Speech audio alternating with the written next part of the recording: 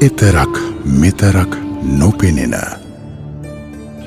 මේ ගෝර සසර සයුර ප්‍රඥා යාත්‍රාවෙන් තරණය කොට මිනිස්කමේ ඉහළ විජය අත්පත් කරගත් මාගේ බුදුපියාණනී මේ සයුර කළඹා අපට අමාමී පෙවූ අපරාජිත කරුණාගුණ සයුර නම් ඔබ වහන්සේමය. සම්බුදු ගුණවරුණ කාව්‍ය සංග්‍රහයයි මේ කාව්‍ය සුගායනය පූජ්‍යපාද වෙල්ලවායේ සුමන ස්වාමින් වහන්සේ. කාව්‍ය රචනය ශාස්ත්‍රපති පූජ්‍ය සකම අනුමදස්සි ස්වාමින් වහන්සේ.